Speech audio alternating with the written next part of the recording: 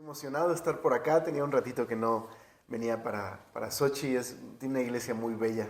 Han hecho una labor muy bella al no solo tener esta comunidad tan linda en el Señor, sino también cómo han arreglado la iglesia. Entonces es muy bello lo que han hecho y siempre nos acordamos de ustedes los lunes, porque bueno, todavía, aunque algunos de nuestros hermanos queridos que están en alguna otra semilla están un poco lejos, pues Cochu, como le decimos de cariño, está ahí los lunes en la junta con el pastor Cochu, le decimos. Está ahí en la junta con nosotros, entonces siempre de alguna manera están ustedes ahí presentes, ¿verdad? A través de las oraciones, estamos ahí en contacto. Pues bien, se me asignó la misión de compartir el capítulo 27, que es la crucifixión. Y cuando pienso en estos relatos de la pasión, pienso en algo muy importante que quisiera compartirles acerca de la manera en la que Mateo o cualquiera de los evangelios presenta estas historias, no solo de los relatos de la pasión, sino toda la vida de Jesús. Cuando pensamos en los evangelios o en la historia bíblica, no deberíamos pensar como comúnmente hoy, si grabas un evento, digamos un choque o un asalto, ¿qué hacemos con los teléfonos el día de hoy? Sacas el teléfono, empiezas a grabar y, están asaltando a una persona aquí o chocaron, miren, qué terrible, chocaron, ¿no? Y hacemos estos pequeños videos. Y a veces siento que cuando leemos las historias de los evangelios pensamos como si Mateo hubiera estado grabando con su celular, ¿no? Lo que sucedió y luego lo puso por escrito. Pero en realidad, cuando leemos los evangelios, estamos leyendo no solamente los hechos, sino el significado de esos hechos. Y creo que uno de los ejemplos que nos ayuda a entender lo que quiero decirte es cuando vas a ver una exposición de arte. Cuando vas a una exposición de arte, hace unos minutitos justo fuimos a ver a un maestro de pintura de mi esposa, tuvo ahí su residencia y una exposición de arte. Bueno, cuando alguien tiene una exposición de arte, hay un curador que va a tomar las obras del artista y que las va a acomodar de acuerdo a una historia que está narrando esa exposición, ¿no? De manera que quizás no están en el orden cronológico en el que los pintó, pero sí están de acuerdo a la narrativa o la historia que está transmitiendo el artista. En este caso, había dos cuadros principales, ¿no? Que estaba motivos mexicanos, una serpiente y un ajolote, ¿no? Y en medio de ellos había varios cuadros pequeños. Y lo que nos contaba ahorita el artista es, pues la serpiente de alguna manera representando muerte, sufrimiento, dolor, y el ajolote, que es un animal endémico, ¿verdad?, de por acá, representando, por decirlo así, la eterna juventud, porque pues ustedes son de por acá, ¿no? La mayoría.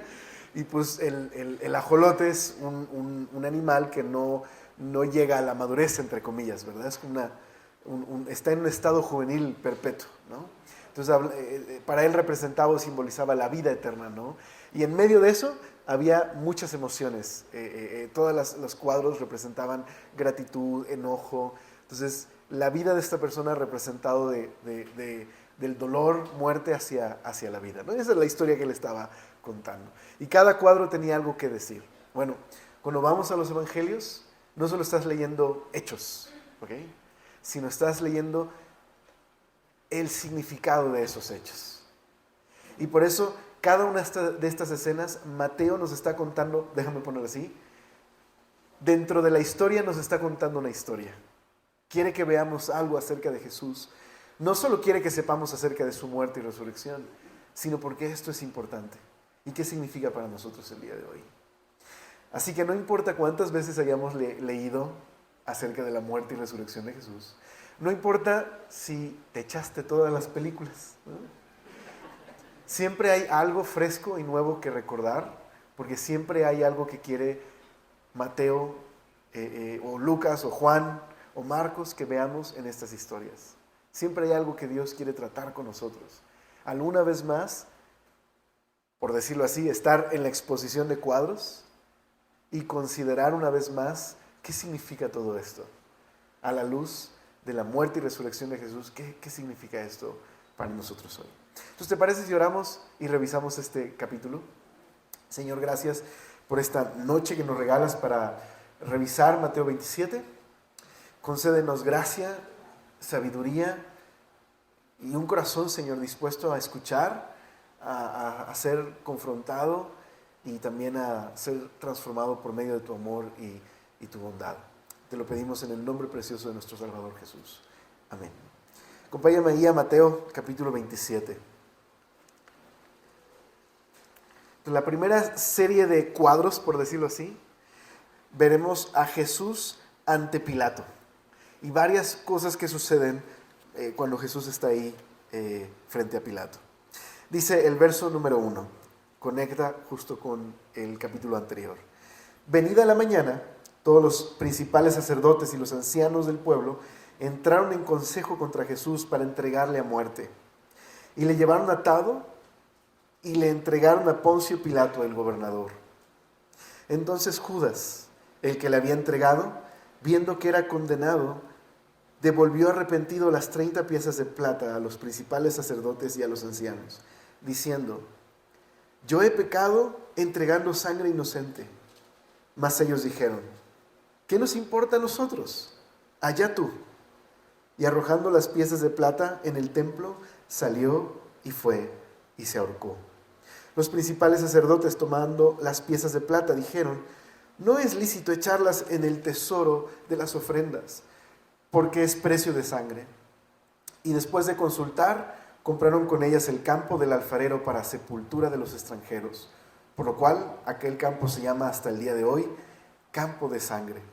Así se cumplió lo dicho por el profeta Jeremías, cuando dijo: y tomaron las 30 piezas de plata, precio del apreciado, según precio puesto por los hijos de Israel, y las dieron por el campo del alfarero, como me ordenó el Señor. Jesús, pues, estaba en pie delante del gobernador, y éste le preguntó, diciendo: ¿eres tú el rey de los judíos? Y Jesús le dijo: tú lo dices. Y siendo acusado por los principales sacerdotes y por los ancianos, nada respondió.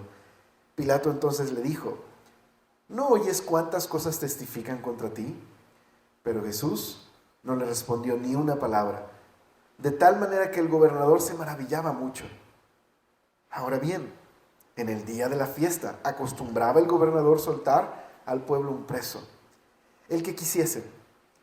Y tenía entonces un preso famoso llamado Barrabás. Reunidos, pues, ellos, les dijo Pilato: ¿a quién queréis que os suelte? ¿A Barrabás o a Jesús, llamado el Cristo? Porque sabía que por envidia le habían entregado. Y estando él sentado en el tribunal, su mujer le mandó decir: no tengas nada que ver con ese justo, porque hoy he padecido mucho en sueños por causa de él. Pero los principales sacerdotes y los ancianos persuadieron a la multitud que pidiese a Barrabás y que Jesús fuese muerto. Y respondiendo el gobernador les dijo: ¿a cuál de los dos queréis que os suelte? Y ellos dijeron: a Barrabás. Pilato les dijo: ¿qué pues haré de Jesús, llamado el Cristo? Todos le dijeron: sea crucificado. Y el gobernador les dijo: pues qué mal ha hecho. Pero ellos gritaban aún más, diciendo: sea crucificado. Viendo Pilato que nada adelantaba, sino que se hacía más alboroto, tomó agua y se lavó las manos delante del pueblo, diciendo: inocente soy de la sangre de este justo, allá vosotros. Y respondiendo todo el pueblo dijo: su sangre sea sobre nosotros y sobre nuestros hijos. Entonces le soltó a Barrabás, y habiendo azotado a Jesús, le entregó para ser crucificado. En esta primera sección del capítulo 27 tenemos la historia de Jesús frente a Pilato. Y hay varias escenas que acomoda aquí Mateo y que nos cuentan una historia dentro de la historia. ¿Okay? Esa primera escena es Judas. ¿Okay? Tienes a Judas entrando en la escena lleno de remordimiento, devolviendo las 30 piezas de plata por la que había recibido por entregar a Jesús. Y esto es muy trágico, porque ¿a dónde va Judas? Judas va al templo, el lugar que se supone que es, como dijo Jesús, La casa de mi Padre es una casa de oración. Es un lugar donde huyen los homicidas y los pecadores en el Antiguo Testamento para encontrar alivio, rescate y perdón. Es a donde van aquellos que necesitan ponerse a cuentas con Dios para ofrecer un sacrificio. Es a donde van aquellos que van agradecidos con Dios. Es una casa de oración. Pero en este momento se está convirtiendo en un lugar para conspirar en contra del Mesías. Ahí va Judas, lleno de remordimiento. ¿Y qué es lo que encuentra? A estos líderes que le dicen, es tu problema, tú resuélvelo, allá tú. Y simplemente vemos el fin de Judas, que es quitarse la vida. Pero no solamente está un Judas lleno de remordimiento aquí. Distinto a Pedro, ¿verdad? Porque lo vimos el día de ayer con Álvaro, seguro le tocó esta parte, ¿verdad? Donde Pedro niega al Señor y también se llena de pesar y de dolor. Judas también está lleno de pesar. Pero este pesar no va a desembocar en arrepentimiento. Así que está Judas ahí, lleno de dolor y de remordimiento, pero también tenemos a los líderes llenos de cinismo. No les interesa para nada este hombre afligido. No se preocupan por él.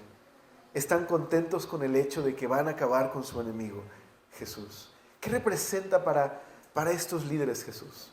Una amenaza a su estilo de vida, una amenaza a su seguridad. Jesús, a ojos de ellos, había estado provocando demasiados alborotos, llamando mucho la atención de Roma. Y los romanos eran implacables cuando se trataba de sofocar algún tipo de revuelta o rebelión. Los romanos no les interesaba la religión que profesaras, siempre y cuando le ofrecieras lealtad a Roma. Pero había una provincia dentro del Imperio Romano que no se sometía. Y ese pequeño lugar en Israel era un lugar que todo el tiempo estaba lleno de revueltas, porque los judíos no aceptaban el dominio de los romanos sobre ellos. Era un dolor de cabezas para quien tuviera que encargarse de esa zona. De hecho, Pilato ya había contemplado la crucifixión en una rebelión que hubo en Séforis hace unos años atrás, cuando Jesús era niño. Unos 3,000 judíos fueron crucificados por una revuelta. Así que los líderes no quieren tener problemas con Roma. No están felices con Roma. Pero los líderes, en especial los saduceos, que eran los que eran la mayoría dentro del Sanedrín, ellos querían mantener el status quo. Así que Jesús es alguien que tienen que quitar, eliminar de la escena si quieren mantener sus privilegios. Entonces los vemos ahí cínicos. No les importa este hombre lleno de remordimiento. Y no les importa su futuro, no le importa el futuro de este hombre. Ellos están bien. Es más, es irónico que estas monedas, dicen ahí preocupados, ¿notaste? Estas monedas que devuelve Judas llegan a la conclusión, no pueden ir al tesoro del templo, porque están manchadas con sangre. No. Y compran un campo, que si notaste es una referencia a una profecía de Jeremías que no nos va a dar tiempo de revisar. Pero si estuviste los miércoles por acá, se enseñó Jeremías, así que te recomiendo ir al pasaje al que hace referencia Mateo aquí, porque es importante. Pero digamos que podemos destacar que Mateo dice, querido lector, todo está bajo control y planeado por Dios. Esto es justo lo que dijo Jeremías que sucedería. Así que revisa eso más adelante. Pero detente por un momento a contemplar, por un lado, a unos líderes que no tienen ni remordimiento ni culpa, y a un Judas lleno de remordimiento. ¿Podrías decir que el arrepentimiento y el remordimiento empiezan en el mismo lugar, pero desembocan en lugares distintos? Comienzan con dolor por algo cometido, comienzan con culpa por algo cometido, pero el arrepentimiento que produce lágrimas, tristeza, vergüenza, desemboca en un lugar que produce vida. Como Pedro. Pedro estaba lleno de culpa. Pero esa culpa y ese dolor lo condujo a encontrarse con Jesús y a ser restaurado. Judas también está lleno de culpa, pero esa culpa no va a desembocar en la vida, sino en la muerte y en la ruina. Y es que es así, el remordimiento no es arrepentimiento. El remordimiento siempre va a producir un dolor que parece, una culpa que parece que va a llevar a un cambio y una transformación. Pero en realidad el remordimiento no produce nada más que miseria, ruina, condenación y termina en la muerte. Así que ahí está Judas. Es una advertencia, ¿verdad?, para nosotros. Pero por el otro lado tienes a los líderes. Aquí hay un hombre atormentando al que ignoran completamente. ¿Qué quiere Mateo que veamos aquí? ¿Qué quiere que veamos en estos hombres cínicos? El estado espiritual del templo. El templo es un lugar donde tendrías que encontrar alivio. Es un refugio. Y este hombre no encuentra alivio. ¿Qué encuentra ahí? Solo condenación. Qué irónico, ¿verdad? El lugar que es el hospital es donde encuentra condenación. Así que Mateo quiere que veamos que esta es una de las razones por las que Jesús habló del fin del templo. Porque este es su estado espiritual, eso es lo que hay por dentro. Ahora que están estudiando Ezequiel, los miércoles, bueno, una de las cosas que ve Ezequiel en su tiempo es que el templo, por fuera, la fachada, era de este lugar glorioso donde se adoraba a Dios, pero por dentro estaba llena de inmoralidad y corrupción. Ahora, este no es el primer momento donde Jesús habla del estado espiritual del templo. Podemos recordar otros momentos atrás. Podemos recordar el momento donde entró en el templo y vuelca las mesas. Y dice, esta es la casa de mi padre, y la han convertido en una cueva de ladrones. Pero también podemos recordar en esa misma escena cuando sale del templo y encuentra una higuera y la maldice. Una higuera que parece que va a dar fruto, pero no da fruto. Parece que está viva, pero no lo está. Ese es el estado espiritual del liderazgo y del templo. Están muertos. Por fuera, la fachada está bien, pero por dentro están completamente muertos. Entonces, contempla esta escena. En el templo, un hombre atormentado, lleno de remordimiento, que termina condenado. Y estos hombres sin preocupación. Esta es la razón por la que Jesús dijo que el templo llegaría a su fin. Ignoraron a Jesús. Ahora, más adelante, aparece la escena de la confrontación entre Jesús y Pilato, ¿verdad? Ese interrogatorio. Ahora, es muy interesante que Pilato, en varias ocasiones, en esta escena menciona que Jesús es inocente. ¿Lo notaste? Le pregunta primero, ¿eres tú el rey de los judíos? Y eso es lo único que Jesús le responde. Tú lo dices. Y después no vuelve a contestar. Jesús no dice más. ¿Por qué no dice más? Pues es que ha dicho todo lo que tiene que decir. Durante 3 años ha estado anunciando las buenas noticias del reino de Dios y no han prestado atención. ¿Qué más tiene que decirles? No tiene más que decirles. De hecho, hubo un momento crucial en Mateo donde Jesús, frente a los líderes, que le dicen, ya no nos atormentes más. Si tú eres el Mesías, dínoslo abiertamente. Es decir, ha estado resucitando muertos, alimentando milagrosamente en 2 ocasiones a una multitud. ¿Qué más pruebas necesitan de que Jesús es el Mesías? Y por eso Jesús les dice, no, ustedes no necesitan pruebas. El problema no es falta de pruebas, el problema está en su corazón. Por eso hay una sola señal más, no hay nada más que decir, una sola señal, la de la resurrección. Y esa señal va a ser o una evidencia que les conducirá a la vida, o será una que les conducirá a la incredulidad. Es decir, aquel que puede ver la evidencia de la resurrección, esa misma evidencia es como un sol que derrite la cera, que produce vida. Pero en aquellos que no quieren creer, ese mismo sol es como aquel que endurece al barro. Solo se endurecerán sus corazones. Y eso lo hará peor aún, porque Dios demostraría, como verán el día de mañana, de una manera sin parangón que Jesús es el Mesías. Él es aquel que Dios envió para salvar y rescatar. Pero ahí está, los líderes no quieren escuchar. Y tanto es así que que Pilato hace algo interesante. Por cierto, nos dice muy bien en el verso 15 que era el día de la fiesta. ¿Qué fiesta? La Pascua.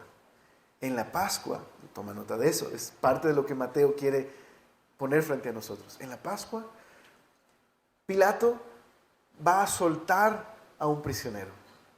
Así que pone a Jesús y pone a este prisionero.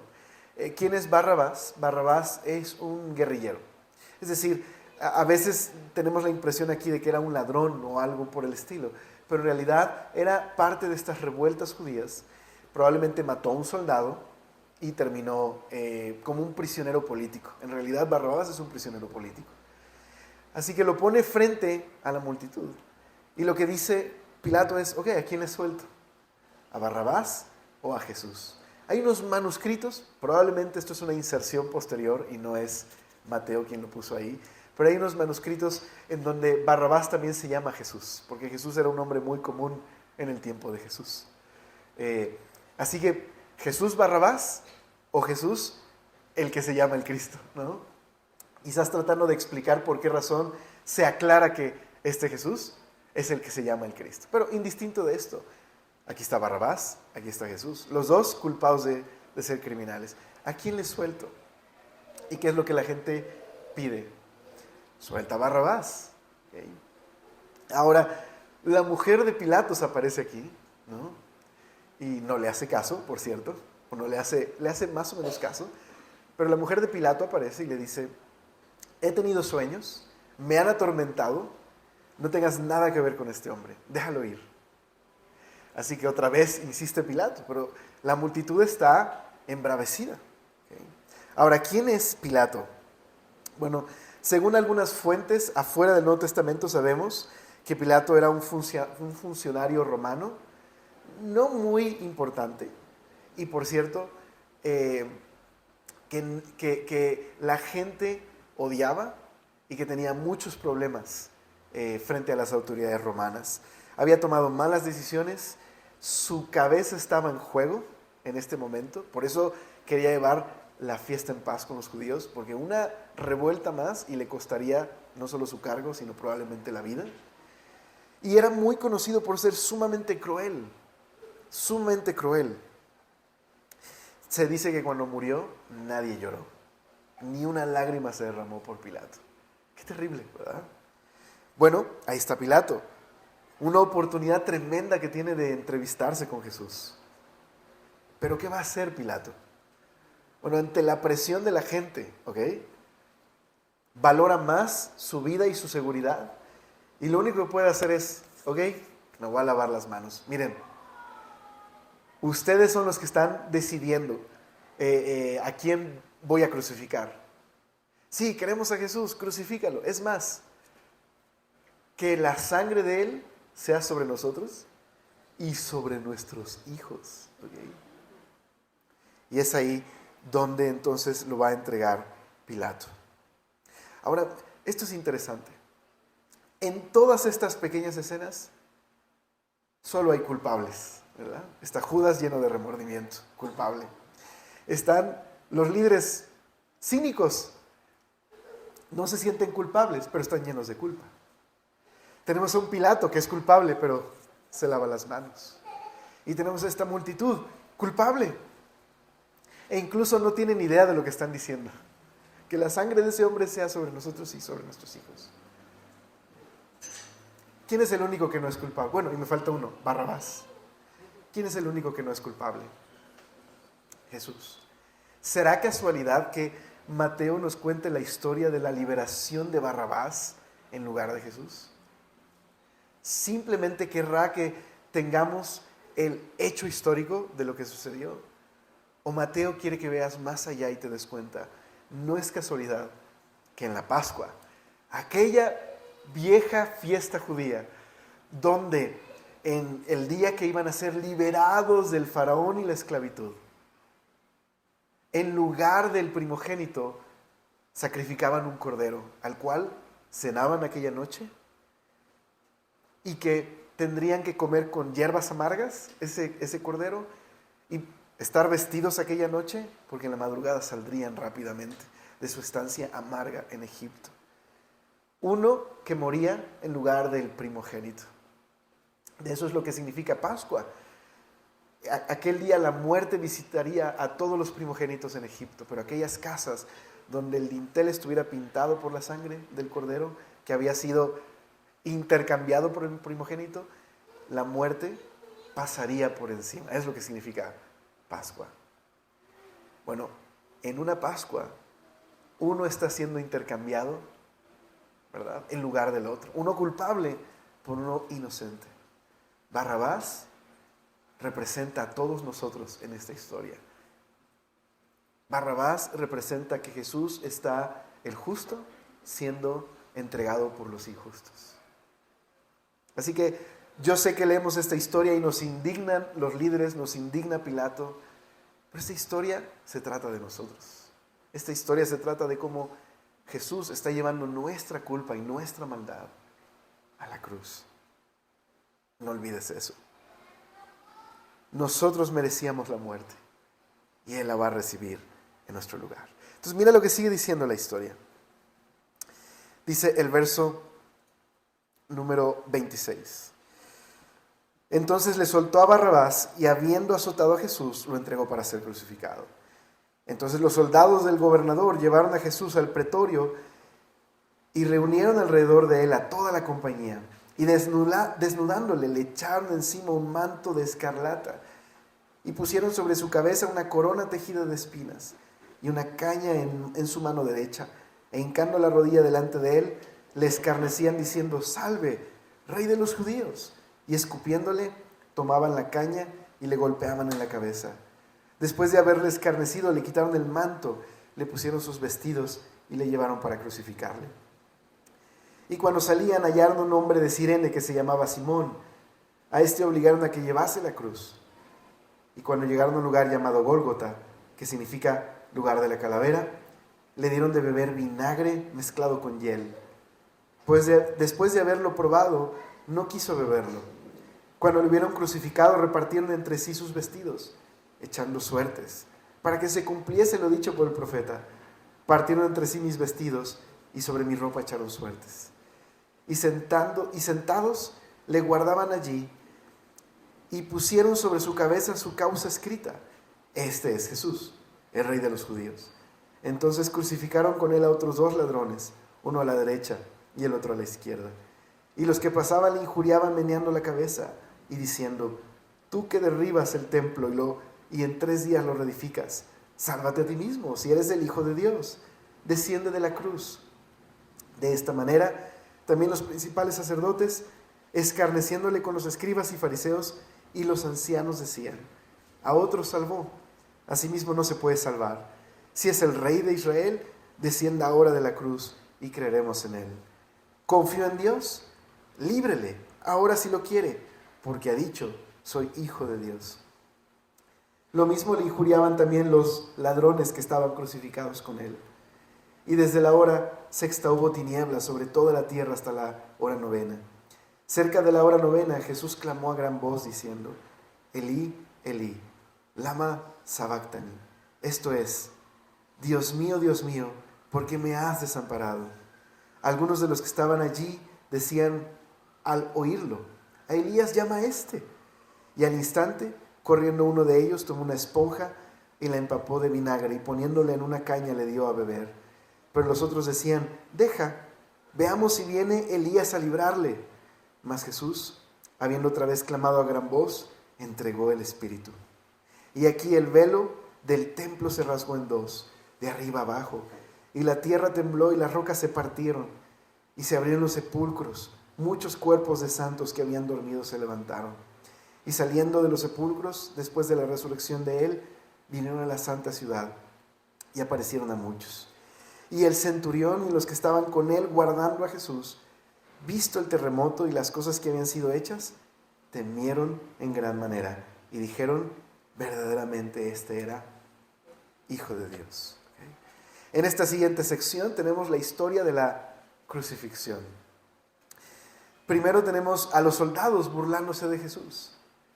Estos soldados también están hartos de estar ahí.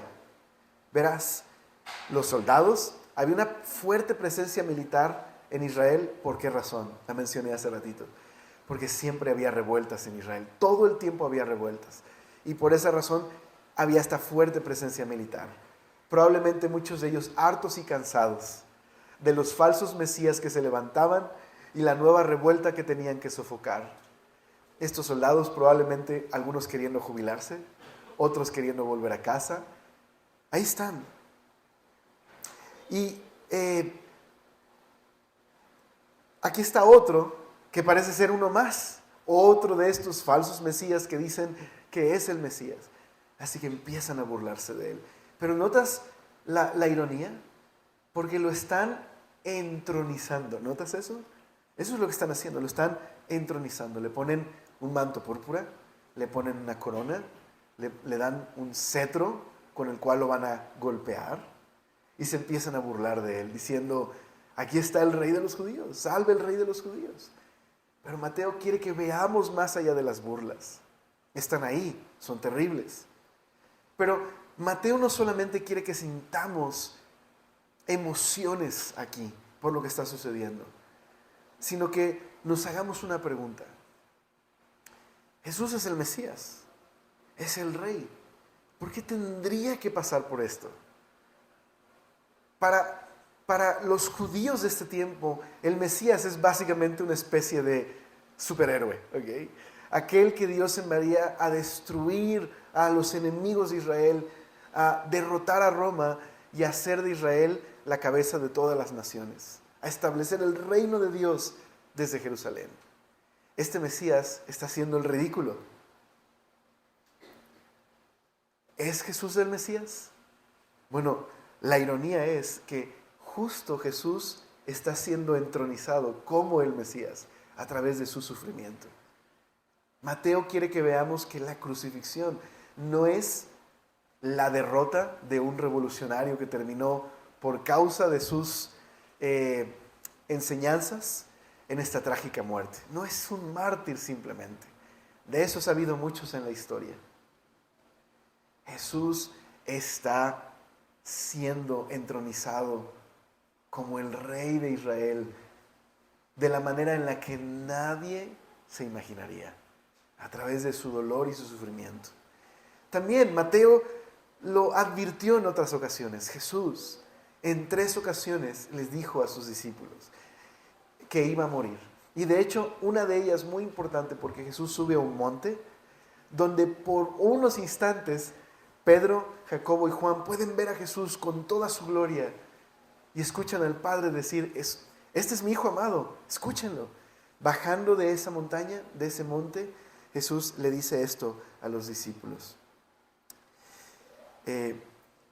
Escuchen, subimos a Jerusalén, donde el Hijo del Hombre será traicionado y entregado a los principales sacerdotes y a los maestros de la ley religiosa. Lo condenarán a muerte y luego lo entregarán a los romanos para que se burlen de él, lo azoten con un látigo y lo crucifiquen. Pero al tercer día se levantará de los muertos. ¿Quién pensaría que este proceso tan doloroso en realidad es el medio por el cual Jesús está efectivamente siendo coronado como el Rey del mundo? ¿Quién lo pensaría? No recuerdo el nombre, muy bien, perdón, debía anotarlo, pero esto no estaba en mis notas, pero lo recordé ahora. Pero hubo un rey de Francia muy famoso porque en su coronación su capa medía 18 metros y hubo toda una procesión hacia el lugar donde sería coronado como el nuevo rey de Francia.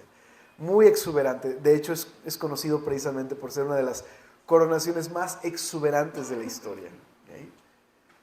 Pero esto, ¿quién pensaría que un hombre siendo exhibido delante de todos, desvestido de su ropa, su rostro siendo desfigurado, en realidad es el medio por el cual Dios le está coronando como el rey? ¿Lo puedes creer? ¿Sabes? Jesús dijo esto acerca de su reino. Qué interesante que Jesús dijo acerca de su reino. Jesús habló acerca de si alguien te abofetea, no le devuelvas, ¿verdad? Ese golpe. Jesús está siendo abofeteado y no responde nada. Al que te pida la capa, dásela. Jesús está siendo completamente desvestido. E incluso si alguien te pide que vayas la milla extra, ¿okay? Si un soldado romano en medio del camino se cansaba y te decía, toma mis cosas y cárgalas, estabas obligado a hacerlo una milla. Jesús dice, ve 2. ¿Okay?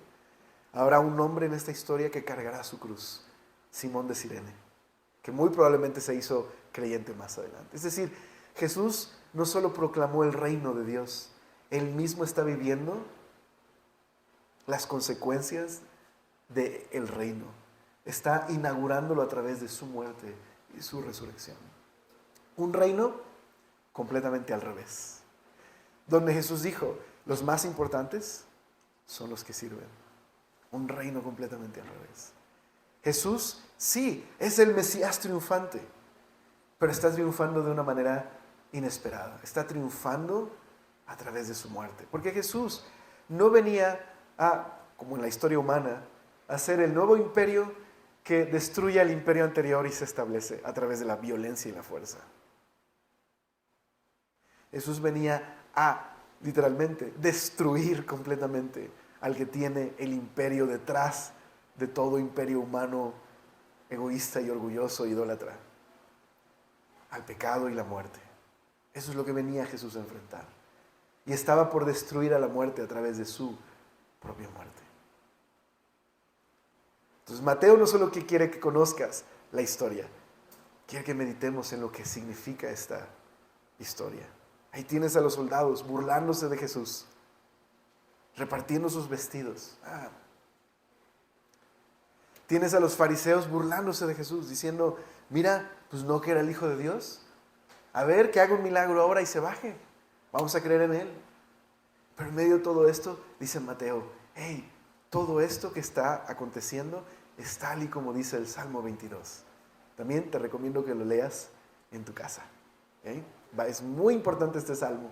Es un salmo acerca de un hombre que está siendo afligido por sus enemigos, pero que Dios lo va a rescatar y lo va a vindicar delante de todos sus enemigos. Es literalmente de eso trata el salmo. Un hombre atormentado y afligido por sus enemigos, que dice ahí que lo rodearon como toros salvajes. Y que Dios intervendría en la vida de ese hombre que está siendo afligido y sería rescatado por Dios mismo. Ahí está Jesús citando este salmo que habla de Él. Así como Él está enfrentando todos estos enemigos y Dios lo vindicaría y lo rescataría personalmente. ¿Cómo? Mañana les va a tocar hablar de eso. Ahí está Jesús. Pero Jesús dice eso. Dios mío, ¿por qué me has abandonado? Hay demasiadas explicaciones de un pasaje que creo que está ahí para simplemente causarnos un shock y llevarnos a pensar, ¿por qué Jesús diría estas palabras? Pues porque, por un lado, está cumpliendo una profecía. Este es el hombre que sería abandonado y en medio de su sufrimiento Dios lo rescataría. Por otro lado, Jesús también está experimentando esto en carne propia. Está sufriendo, está clamando a su Dios. Pero por otro lado, esto es la gran historia de la salvación. Dios le dio la espalda a Jesús, porque Jesús está siendo ese cordero que lleva todos nuestros pecados a la cruz. Y por lo tanto, lo que Jesús está diciendo es un hecho. Dios está dando la espalda por unas horas a su Hijo, porque Él está llevando nuestra injusticia y maldad. ¿Para qué? Para que podamos tener una relación con Él, para que podamos reconciliarnos con Él. Él se identificó absolutamente con toda nuestra humanidad, sin pecar, pero tomando nuestro pecado. ¿Okay? el justo por los injustos. Así que sí, Jesús está diciendo, Dios mío, ¿por qué me has desamparado? Y bien, en medio de toda esta burla, nos dice al final en esta historia, esta sección, en el verso 50, que Jesús entregó el Espíritu y el velo del templo se rasgó. ¡Qué escena! No solamente es información lo que Mateo nos está dando. Mateo quiere que veamos qué está sucediendo aquí. Jesús no es una víctima. Él entregó su vida. Y por eso dice aquí que entregó el Espíritu. Jesús acabó la obra que su Padre le dio, pagar por nuestras deudas y pecados. Y por eso en el templo ocurre algo extraordinario. El templo tenía una sección, un pequeño cuarto, al que solo podía entrar una vez al año un sacerdote muy especial llamado el sumo sacerdote, a ofrecer un sacrificio especial llamado el año de la expiación. Era un sacrificio en el que entraba el sacerdote, ¿okay?, una vez al año, con la sangre de un animal, y la regaba por todos los instrumentos que estaban dentro de este cuarto. Y cuando salía, había un animal que era sacrificado, y se usaba su sangre para ponerla dentro de estos elementos dentro del lugar santísimo, y otro animal se le dejaba escapar, en símbolo de redención o de libertad. Bueno, esta escena representa esto. Ese velo que separaba ese cuarto está siendo rasgado, porque el acceso a este lugar que representa la presencia de Dios a través de Jesús está siendo abierto a todos, aquellos que reconocen su sacrificio. Jesús está haciendo el sacrificio que pone fin a los sacrificios. Jesús está destruyendo a la muerte a través de su muerte. Jesús está haciendo nuevas todas las cosas. Y por eso, ¿qué historia? Se abren sepulcros. O sea, muere Él y se abren sepulcros. A mí me encanta la película de Ben-Hur, y creo que la nueva es un poquito más... La clásica es la clásica, no hay que tocarla. Pero la nueva es bonita en el sentido del final. Me gusta que termina con una historia de reconciliación. Pero si ha habido una imagen de esta película, de esta representación, que es muy cautivante, es las hermanas con lepra, ¿verdad? Que cuando la sangre de Jesús llega al lugar donde están, quedan sanadas de lepra, ¿no? Es decir, simbolizando el hecho de que Él muere y otros reciben vida, ¿verdad? Y eso es lo que está sucediendo aquí. Jesús está inaugurando el final de la muerte, y por eso algunos salieron de sus sepulcros. ¿Qué pasó con ellos? Probablemente volvieron a morir. Pero Jesús está haciendo algo. Está por fin destruyendo aquello que tiene este mundo sujeto a corrupción y sufrimiento y dolor, la muerte y el pecado. Un día Jesús volverá y todos los sepulcros, no de algunos, todos los sepulcros de aquellos que han confiado en Jesús se abrirán para reunirnos con Él.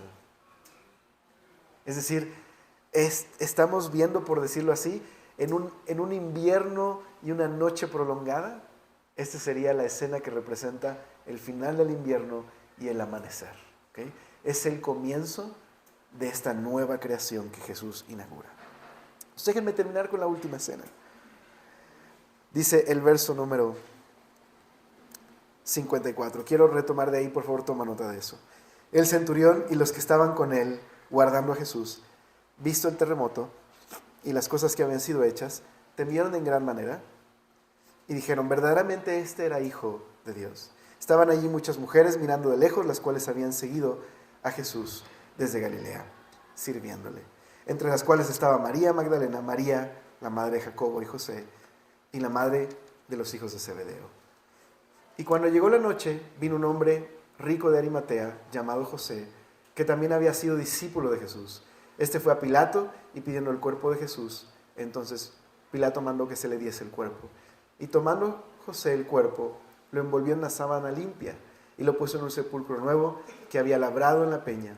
Y después de hacer rodar una gran piedra, a la entrada del sepulcro se fue. Y estaban allí María Magdalena, la otra María, sentadas delante del sepulcro. en esta última escena es la sepultura. Bueno, José de Arimatea, este hombre es un hombre rico, que en el proceso de escuchar a Jesús llegó un momento en el que creyó que él era el Mesías, pero no ha tenido el valor todavía de presentarse como un discípulo. Digamos que es un discípulo de la secreta, ¿no? Algunos creyentes son así, ¿no? Solo los vemos en Navidad, ¿no? O en Semana Santa. Digo, no, nadie se me vaya a ofender, por favor. Nadie se me vaya a ofender. Más bien es una pequeña palmadita para decirte, te queremos ver más seguido, no nomás en eventos especiales. Así que José de Arimatea tiene todavía temor de presentarse públicamente como un discípulo. Sin embargo, ahora está haciendo algo muy arriesgado. Pedir el cuerpo de Jesús podría representar oye, ¿tú eres su discípulo? ¿Tú eres de ellos? Ah, ok. Y meterse en un problema. Está empezando a dar pasos hacia ser un discípulo público. Pide el cuerpo y Pilato se los da, se los concede. En otro evangelio nos dice que Pilato se sorprende que tan pronto Jesús haya muerto. Lo normal es que el crucificado durara días. A veces podía durar hasta una semana o un poco más. Pero Jesús, su muerte estaba calculada porque era parte del plan y murió en un par de horas. Así que reciben el cuerpo de Jesús, lo entierran, lo sepultan en los sepulcros en ese tiempo eran una cueva en donde introducían el cuerpo y ponían una piedra afuera de la cueva para evitar que los animales se robaran el cuerpo o se lo robaran. Pero este es un sepulcro nuevo, es el sepulcro de José de Arimatea, un hombre rico. Eso sería importante porque si fuera un sepulcro común, pues cualquiera podría decir, se robaron el cuerpo. Pero este es es un sepulcro nuevo, no ha habido ningún cuerpo ahí. Pero bueno, eso lo dejamos para el día de mañana. Hoy es Sábado Santo, hoy es el día donde Jesús está en el sepulcro, donde estamos aguardando en la madrugada que el sepulcro se abra y Él resucite. Pero yo quiero que consideres lo siguiente. En esta última sección que leímos,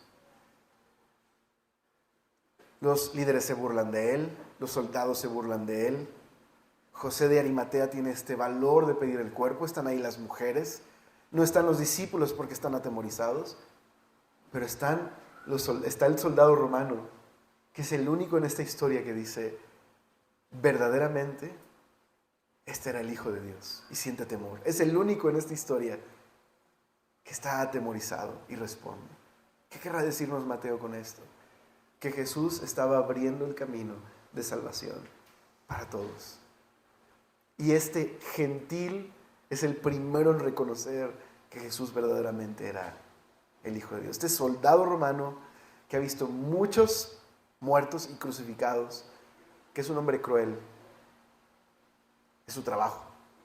Está reconociendo con temor que este no era un hombre común, que este era el Hijo de Dios. Así que creo que podemos terminar el día de hoy considerando lo siguiente. ¿Quién sería yo en esta historia? ¿Sería Pilato? El que se lava las manos, el que de alguna manera le atormenta, quizás hasta supersticiosamente Jesús, pero no hace nada. Se lava las manos, no responde a Jesús. Y qué amor de Dios para Pilato, ¿verdad? Que hasta su esposa estaba atormentada por sueños. Sin embargo, no responde a Jesús. Quizás tú estás ahí. Quizás estás como los líderes religiosos, más preocupado por lo que otros opinan de ellos, por su estatus, por su comodidad. Tener a Jesús siendo el Mesías representaría perder lo que tienen. Y no están dispuestos a eso. Quizás en esta historia te puedes identificar como Judas, con remordimiento, pero nunca desemboca en el arrepentimiento, nunca hay una transformación en tu vida, solo sientes condenación. Sabes que estás mal, quieres resolver las cosas y ponerte a cuentas con Dios. Pero no hay arrepentimiento, solo hay condenación. Ese camino no te va a llevar a la esperanza que Jesús te ofrece. Necesitas más bien arrepentirte porque hay perdón y libertad con Jesús. Quizás en esta historia te toca como Simón de Cirene. A mí nomás me invitaron, ¿no? Me pusieron la carga de escuchar a este hombre 60 minutos, ¿no? No quiero que te vayas sin considerar lo siguiente. Dios te ama. Y no es casualidad que estés aquí. Hay una razón. Dios quiere que conozcas su amor por ti a través de Jesús. Quiere que tengas una relación con Él. Él ha hecho todo lo que necesitas para reconciliarte con Él. Solo necesitas venir y reconocer su sacrificio por ti. Quizás en esta historia estás como José de Arimatea. Como que te cuesta trabajo comprometerte con Jesús. Completamente. Quizás por miedo, quizás por lo que eso representaría en tu familia. Hey, mira esta historia. Mira lo que ha hecho por nosotros. Puede ser una aventura peligrosa comprometerte con Jesús. Pero Jesús dijo, el que quiere salvar su vida, la perderá. El que pierde su vida por causa de mí, la ganará. Así que yo te animo a esto. Sigue a Jesús, comprométete con Él. Responde a su amor por ti. No sé dónde te hallarías en esta historia, pero esta historia nos involucra a todos nosotros y trata de nosotros. Para eso vino el Señor. ¿Qué te parece si oramos y consideramos hoy?